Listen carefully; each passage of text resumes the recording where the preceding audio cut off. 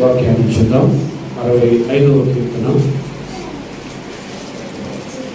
వాక్య గ్రంథంలోకి 65వ కీర్తన 4వ వచనం. 65వ కీర్తన 4వ వచనం.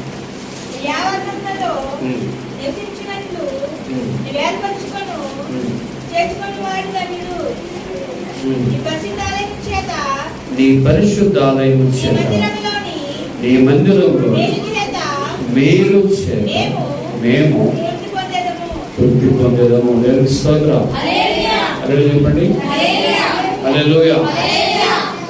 రాత్రి మనం ఈ విశ్వంలో, ఈ భూమి మీద మనిషి జీవితంలో ఎన్నో ప్రయాసపడతాడు. మనిషి జీవితంలో ఏదో సాధించాలి అని అనుకుని, ఎందుకు ఇంత సాధించాలి, ఎందుకు ఇంత పని చేయాలి, కొంచెం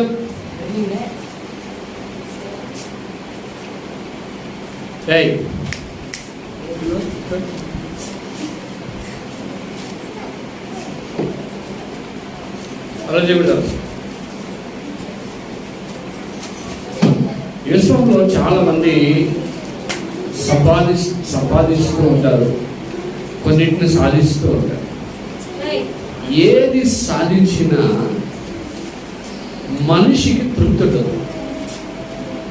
మనిషికి ఏమన్నది, నేను తృప్తి పడిపోతానండి ఈ దీంతో అమలు చేయకుండా. తృప్తి కాదు, తృప్తి పడట్లేదు. మీకు బిర్యానీ పెట్టారనుకోండి, మధ్యాహ్నం తృప్తి పడతారా? ఒకరోజు ఒక పూట అంతేనా? తర్వాత మళ్ళీ నేను అందాక వచ్చేటప్పుడు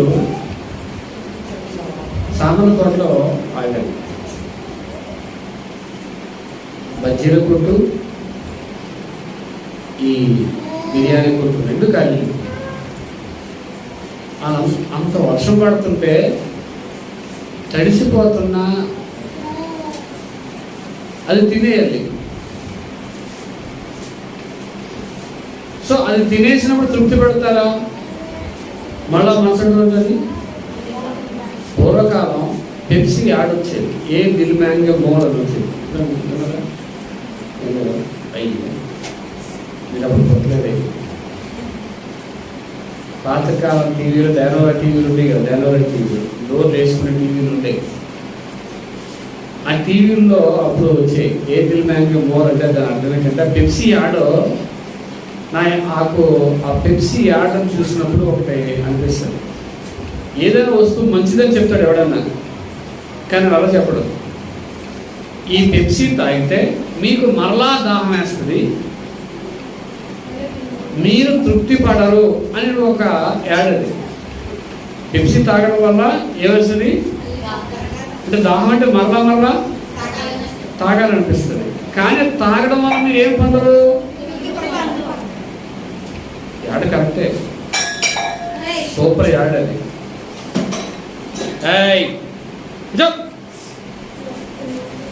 సరిపడ ఆ యాడ్ మీరు పెప్సీ తాగారనుకోండి, మరలా పెప్సీ తాగాలనిపిస్తుంది. ఎందుకు మీకు ఈ వాక్యం చెప్పానంటే, మనిషి తృప్తి పడదు. బైబిల్లో కొన్ని తృప్తి పడని ఉన్నాయి. ఏ పడని? ఎప్పుడైనా బైబిల్ చదివారా? తృప్తి పడనివి ఏమైనా ఉన్నాయా? చదివారు బైబిల్? మీరు రోజుకు ఒక చాప్టర్ చదవండి. బైబిల్ చదవండి. ఎంతసేపు డేటా అయిపోయేదాకా ఆ సెల్ ఫోన్ పెట్టుకొని కూర్చుంటున్నాడు జనాలు. అదే యాతన. ఆ డేటా అయిపోవాలి కానీ ఏదో మాత్రం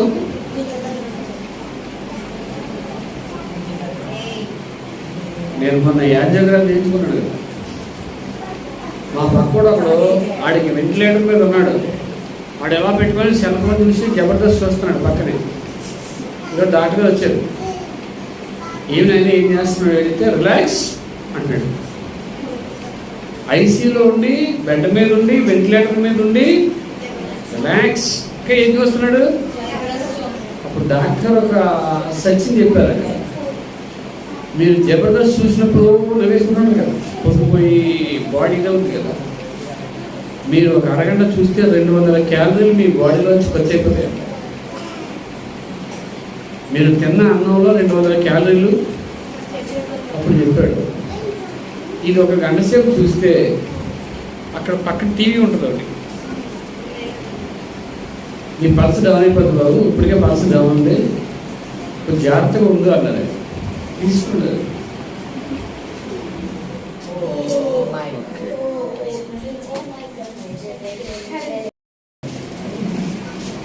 27:20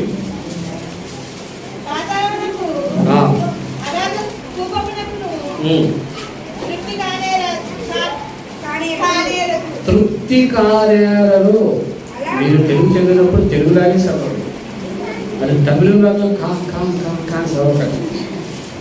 ఇంకో చదవండి బాగా. పాతాళమునకు అగాధ కోపునకు తృప్తి కానేరదు. అందరూ చెప్పండి.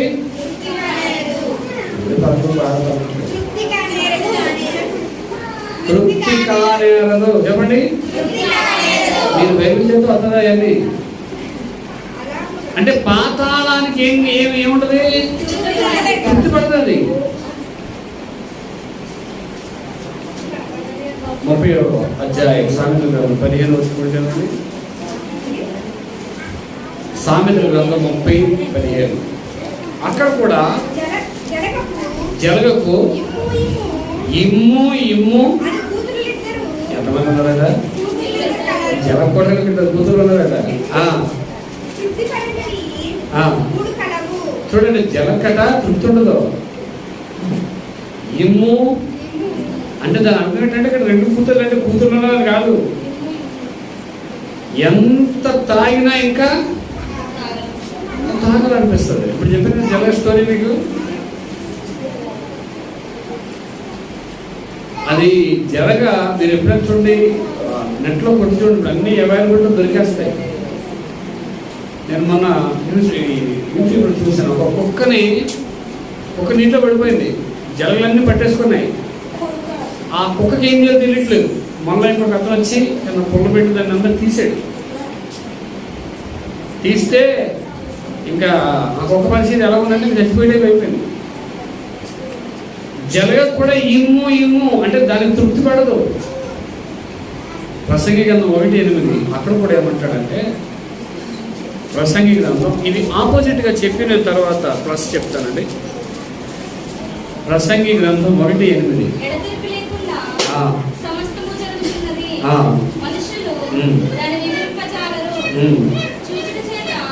చూచుట చేత అందరూ చూడండి, మీ కన్నులు ఉన్నాయి అందరికీ. మీ కళ్ళు ఉన్నాయా? మీ కళ్ళు రోజు సెల్ ఫోన్ చూసిన తృప్తి పడతాయా? ఈరోజు చూశాను, రేపు చూడడం ఏం తృప్తి పడుతుందా? అలాగే కొన్నట చూచుట చేత మన కళ్ళ కూడా మెయిన్ ప్రాబ్లం అదే. చూసిందల్లా కావాలనుకుంటుంది. ఒక ఆయన కూర్చోవాలి,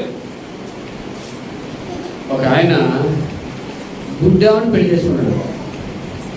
ఎవరిని చెప్పండి?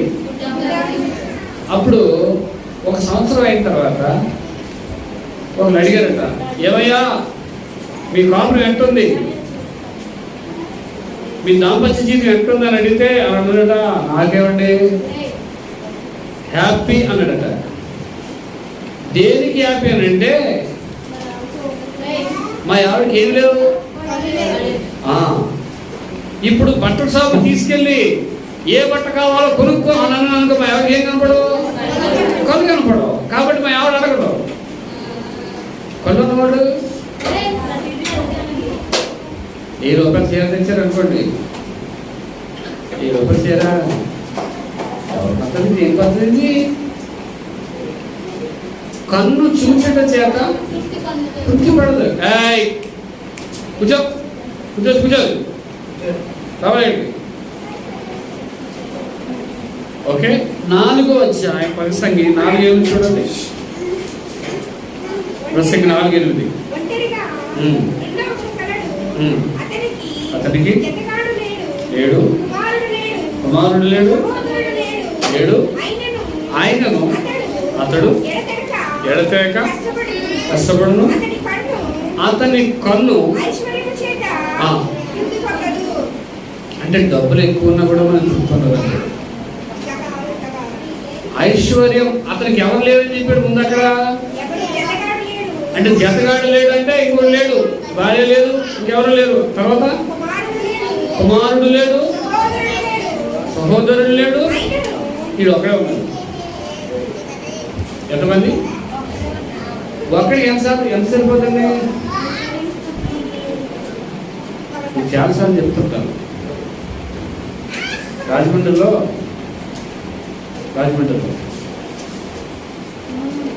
బాగా సంపాదించుకున్నారు. ఒక్కొక్కరు 100 కోట్ల ఆశ సంపాదించుకున్నారు. మొన్న కరోనాలో లైవ్ రెసిపోయారు. ఇప్పుడు డబ్బులు ఎవరికి వెళ్తాయి? ఆ డబ్బులు ఎవరికి వెళ్తాయి? గవర్నమెంట్కి పోతాయి. ఇంకెవరు తీసుకోవడం నామినీ సిస్టమ్ అవ్వదు. మీకు ఎందుకు ఈ మాట చెప్తున్నానంటే, తృప్తి అనేది ఎక్కడ ఉంటుంది? ఇంకా చాలా నేను మైనస్లు అన్నీ చెప్పాను, కానీ తృప్తి అనేది ఎక్కడ మనకు వస్తుందంటే దేవుని మందిరములో. మీరు 65 కింద రండి. మళ్ళీ 4వ వచనంలో ఏమంటాడంటే, నాన్న అది పోతుంది నాన్న, దయచేసి అది మీరు ఆడించకండి, తీసుకొచ్చిన రావాలి కూర్చోబెట్టి వేసిన స్లైడ్ వేసి 4. నీ ఆవరణములో నివసించినట్టు నీవు ఏర్పరచుకొని చేర్చుకునేవాడు ధన్యుడు. నీ పరిశుద్ధాలయము చేత నీ మందిరములో మేలు చేత ఎక్కడ మేలుంది, ఎక్కడ తృప్తి ఉందని అడిగితే, నీ పరిశుద్ధాలయము చేత నీ మందిరములోని మేలు చేత. అంటే నువ్వు మేలు పొందాలి, తృప్తి పొందాలి అంటే ఎక్కడికి రావాలి?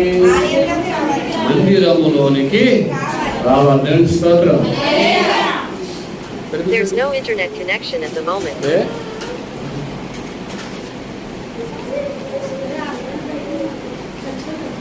కాబట్టి దేవుని యొక్క వాక్యం చెప్తుంది, మీరు తృప్తి పొందాలి అంటే మందిరములో ప్రార్థించుట ద్వారా, మందిరంలో అడుగుట ద్వారా మీరు తృప్తి పరచబడతారు. దేవుని స్తోత్రం. హల్లెలూయా. భూమి మీద ఎక్కడికి వెళ్ళినా తృప్తి లేదండి. నాకు ఇది ఉంది. నేను ఈ మధ్యకాలంలో కొన్ని బయోగ్రఫీస్ చదువుతూ ఉంటాను. చాలా మంది సినిమా యాక్టర్స్ చచ్చిపోవడానికి గల కారణం, సూసైడ్ చేసుకోవడానికి గల కారణం ఏంటి తెలుసా? తృప్తి లేక. ఎందుకు తృప్తి లేదు? ఒకప్పుడు సంపాదించారు, ఇప్పుడు ఈ రోజున వాళ్ళ పరిస్థితి ఏంటంటే బయటకు వచ్చి కష్టపడలేదు, అలానే ఇన్కమ్ లేదు.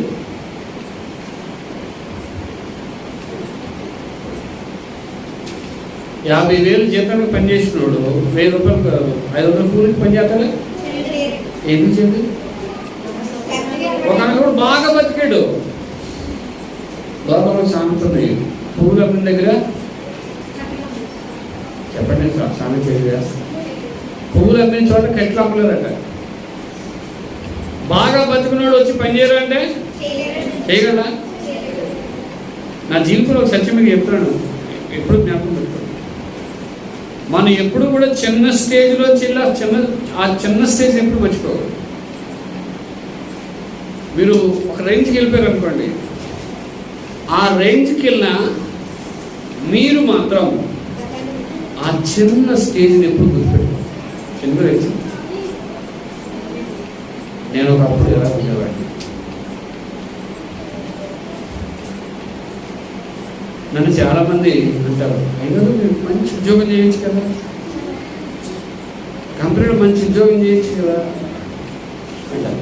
నేను నాకున్న టాలెంట్ని బట్టి నాకు పెద్ద పెద్ద జాబ్సే ఆఫర్ వచ్చింది. కానీ నేను దానికి ఎందుకు పోలేదు తెలుసా? ఒకనొకప్పుడు హై లెవెల్లో ఉండి లో లెవెల్లో ఉండడం కష్టం. ఏసీ రూమ్లో బతుకున్నాడు ఫ్యాన్ లేకుండా బతుకుతారా? ఏసీలో బతుకున్నాడు ఫ్యాన్ కింద బతుకుతాడా? ఎందుకు బతుకుతాడు? ఏసీకి అలవాటు మానాడు ఎక్కడ బతకలేడు నాకు తెలిసి. అలాగే మిమ్మల్ని ఏసీ వేయించుకోద్దని చెప్పండి, వేయించుకోండి. కానీ మీ బ్రతుకు అలవాటు పడాలి. దేనికి అలవాటు పడాలి? కష్టానికి అలవాటు పడాలి. ఉదయం పూట నడుపుతుంటారు చాలామంది, నడవలే నడుపుతుంటారు. వీళ్ళందరూ ఏసీలో కూర్చున్న వాళ్ళే. ఎందుకు నడుపుతారు?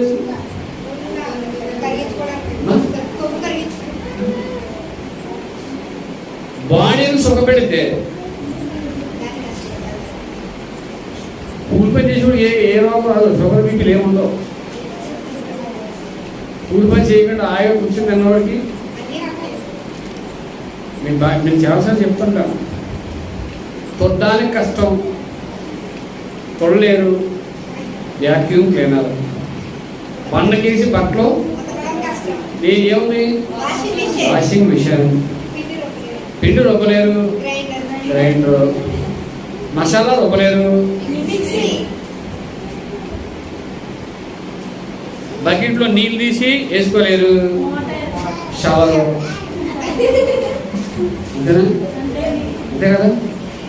ఆఖరికి వంగి అది షవర్, ఇంకా వంగి కెపాసిటీ లేదు. అప్పుడు డాక్టర్ గారు ఏమంటారంటే, అమ్మా మీరు బాగా సుఖపడ్డారు, రోజుకి 5 కిలోమీటర్లు నడవండి అంటారు. నడవకపోతే ఏంటవుతుంది?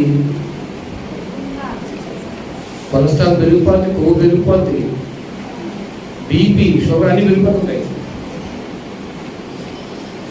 కాబట్టి దేవుని మందిరములో మీరు దేవుని గడపడం నేర్చుకుంటే మేలు తృప్తి అక్కడే ఉందట. దేవునికి స్తోత్రం. హల్లెలూయా. ఒక మంచి వాక్యాన్ని చదువుకుందాం. 36వ కీర్తన ముగిస్తాను. 36వ కీర్తన. ఇది చాలా అద్భుతమైన మాట అండి. నీ మందిరము యొక్క సమృద్ధి వలన ఆమేన్. హల్లెలూయా చెప్పండి. హల్లెలూయా. ఎవరు తృప్తి పడిపోతారు? కూర్చోసరి రే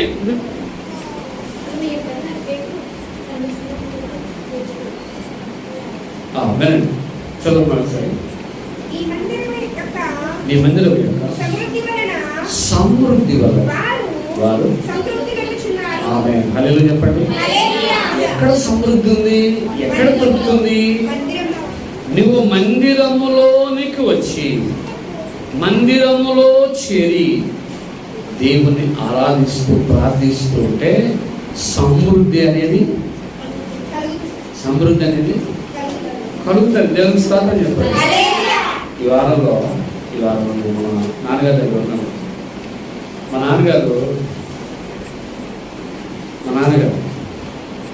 ప్రార్థన చేస్తున్నారు, ప్రభా కరెంట్ వేయించుకోవాలి.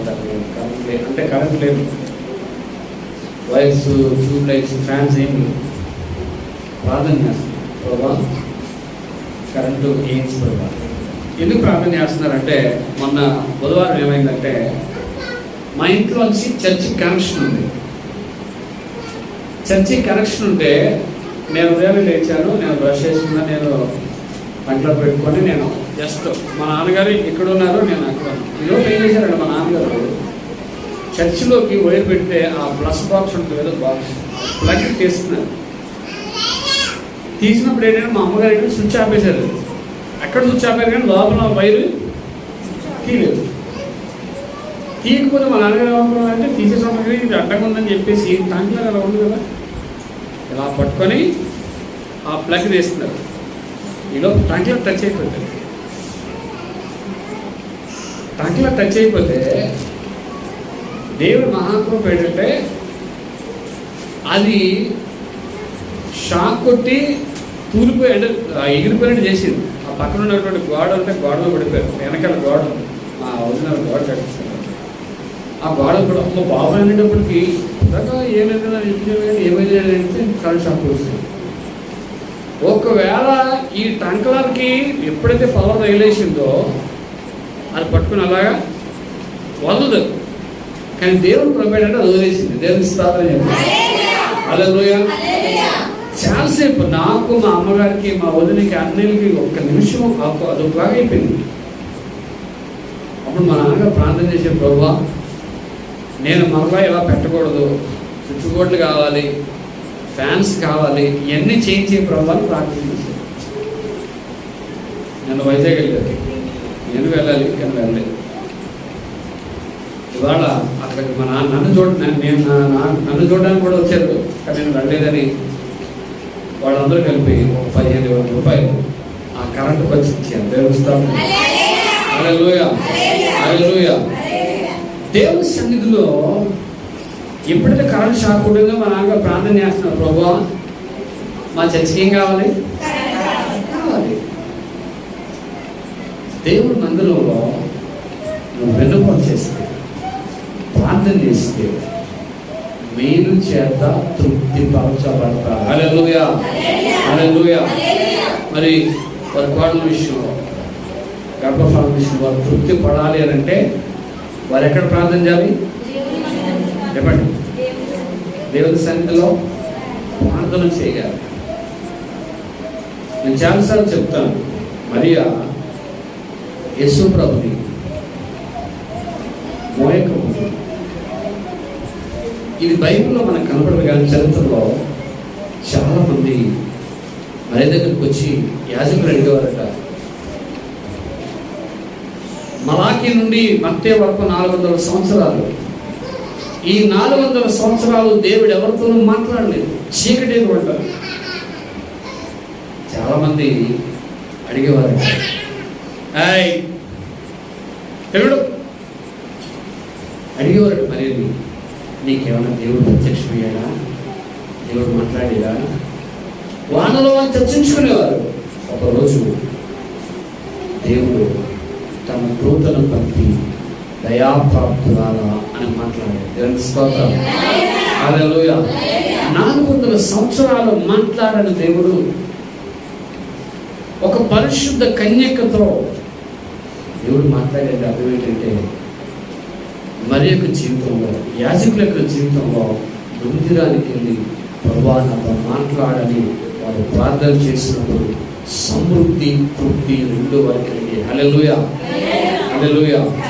ఈరోజు మనకి ఎక్కడ సమృద్ధి ఉందంటే దేవుని మందిరంలో సమృద్ధి తృప్తి. హల్లెలూయా. ఇంకొకటి చూద్దాం, దేవుని మందిరంలో తృప్తి అలవాటు చూద్దాం. 91:14 ఇంకో 2 చెప్పి నేను ముగిస్తాను.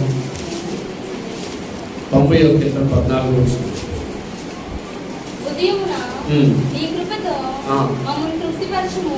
హల్లెలూయా. అందరూ చెప్పండి హల్లెలూయా. దేవుడు ఏం చేస్తానంటాడండి? ఉదయం కాలంలో దేవుడు దేనితో తృప్తిపరుస్తానంటాడు? ఆయన కృపతో తృప్తిపరుస్తాడు. అది ఈడొచ్చు రాదు నా బిడ్డకు. ప్రతి ఉదయం దేవుడు తన కృపతో తృప్తిపరచును గాక. హల్లెలూయా. హల్లెలూయా. దేవుడు మీ జీవితాలలో కూడా మీరు దేవుని సన్నిధిలో ప్రార్థన చేస్తే ప్రతి హృదయాన్ని దేవుడు ఏం చేస్తాడు? కృప అంటే అర్థమని తెలుసా? మనం అర్హత లేదు, కానీ దేవుడు అర్హత ఇచ్చి మనం దేవుడితో ఉండడానికి ఇచ్చేదే కృప. నువ్వు పొందుకునే భాగ్యం లేదు, కానీ దేవుడు పొందుతాడు. 91:16 చదివితే దీర్ఘాయువు చేత ఆమేన్. హల్లెలూయా. ఆయుష్ కూడా ఇచ్చేదెవరు? ఈ భూమి మీద నువ్వు బ్రతకాలి అంటే, దీర్ఘాయువు కావాలంటే ఆయుష్ కావాలంటే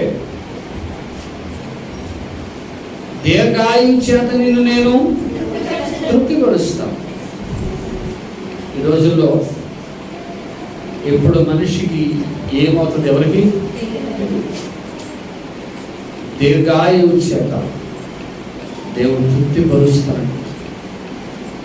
కాబట్టి 145 కీర్తన 16 వచనం చదువుతున్నా చూపిస్తాను. 145 కీర్తన 16 వచనం అక్కడ ఏమంటాడంటే, విప్పి ఆమేన్ హల్లెలూయా. దేవుడట తన గుప్పిలి విప్పి ప్రతి జీవి యొక్క కోరికను, మనకు చాలా కోరికలు ఉంటాయి, కోరికలు లేదని చేయాలి కదా, అందరికీ కోరికలు ఉంటారు.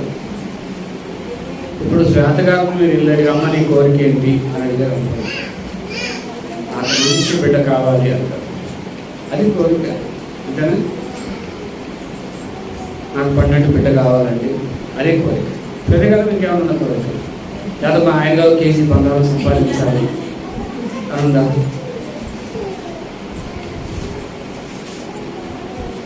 మొన్న ఒక ఆవిడ నా దగ్గరకు వచ్చి సంబంధం చూడండి అయ్యారు. నేను అన్నాను, మరి నీకు కాబోయే వాళ్ళు ఏం అవ్వాలి, ఎలా ఉండాలని అడిగితే ఏం అక్కర్లేదండి, కూలి పని చేసి కూడా ఏదో పర్వాలేదండి, నాకు తాగుబోతుడు కాకుండా ఉండాలి, ఇదే నా కోరిక అంది. ఎలా ఉండాలంటే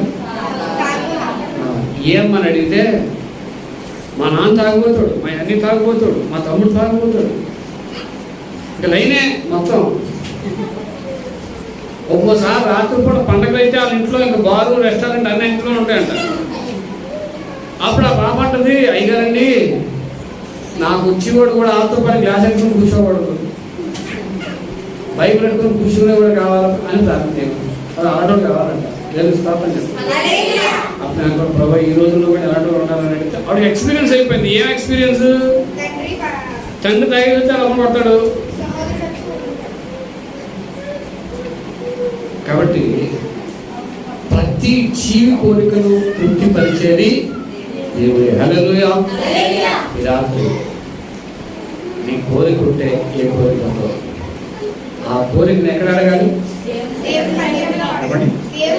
దేవుని మందిరానికి వచ్చి, ప్రభా ఈరోజు నాకు ఒక కోరిక ఉంది. దేవుడు ఎవరైనా కోరికలు కోరకండి. దేవుడు ఎవరైనా కోరికలు కోరేసేవాడు ఈ మధ్య ఎక్కువైపోయాడు. చాలాసార్లు చెప్పారు కదా, అక్క ప్రార్థన చేస్తున్న ప్రభావం నాకు అది ఇది ప్రార్థన చేస్తుందంట.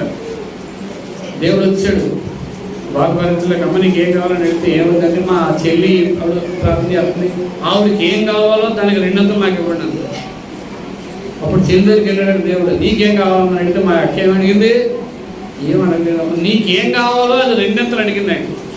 అప్పుడు చెల్లి అందులో ప్రభా నాకు ఒక్కని మీకే అన్నారు. అప్పుడు ఆడికి మీకేది దేవుడు మాయమైపోయాడు.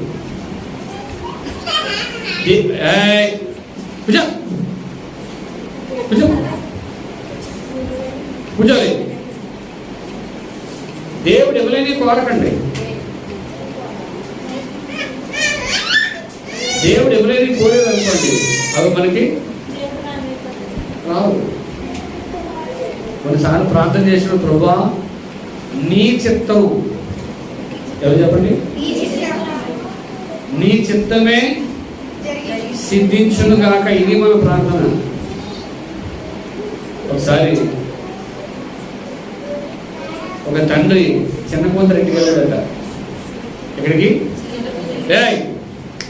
కూర్చో కూర్చోని కూర్చో. చిన్న కూతురు ఇంటికి వెళ్తే చిన్న కూతురు ఇంటికి పని చేస్తుందంట. ఏ పని? ఆ చిన్న కూతురు అంతంట, నాన్న వర్షం రాకుండా ఉండాలని మీరు ప్రార్థన చేయండి అన్నంట. ఏమంది? వర్షం వస్తే ఇంట్లో ఏమవుతాయి? అలాగే అమ్మ ప్రార్థన చేస్తానని వెళ్ళిపోయాడు. పెద్ద కూతురు ఇంటికి వెళ్ళాడు. పెద్ద కూతురు ఇంటికి వెళ్తే, నాన్న టమాటా తోట వేసాను, వర్షం లేదు, ఎండిపోతున్నాయి, వర్షం రావాలని ఈ తండ్రి ఏ ప్రార్థన చేస్తున్నాడు? వర్షం రావాలని ప్రార్థన చేయాలా, రాకూడదని ప్రార్థన చేయాలా? ఈవిడికి వర్షం వస్తే ఈవిడికి ఇటుకలు పాడైపోతాయి, అలాగే వర్షం రాకపోతే ఈవిడ పంట ఏం చేస్తారు మీరు? నేను చెప్పాను కాబట్టి చిత్తానుసారం అంటున్నారు, లేకపోతే ఏం చేయాలో అయోమయం. అంతేనా? ఒకవేళ చిన్న కూతురు అంటే బాగా ప్రేమ ఉందనుకోండి, ప్రభు వర్షం కురిపించకండి అని ప్రార్థన చేశాడు. ఇప్పుడు పెద్ద కూతురు ప్రేమ లేనట్టే కదా, అప్పుడు ఆవిడ పంట ఏమవుద్ది? మా నాన్న నా గురించి ప్రార్థన చేయలేదు, మళ్ళీ వాళ్ళకి. కాబట్టి అప్పుడు ఆయన ఏం ప్రార్థన చేశాడు? ప్రభా వర్షం కురిపిస్తావా కురిపించవా నీ ఇష్టం, నీ చిత్తమే. ఆమె హల్లెలూయా చెప్పండి, హల్లెలూయా. మనం కొన్నిసార్లు దేవుని చిత్తం మీద ఆధారపడాలి. ఆయన గుప్పిలు విప్పి ప్రతి జీవి కోరికను తృప్తిపరుస్తాడు. అయితే ఆ తృప్తిపరిచే కోరిక కూడా దేవుడి చిత్తానుసారం ఉండాలి. హల్లెలూయా. కాబట్టి ఈరోజు దేవుని మందిరంలో ఆయన మేలు చేత మనలను తృప్తిపరుస్తాడు. హల్లెలూయా, హల్లెలూయా. అట్రీతిగా దేవుడు మనందరినీ దీవించి ఆశీర్వదించుగాక. కళ్ళు మూసుకొని ప్రార్థించాలి, కళ్ళు మూసుకొని ప్రార్థించాలి.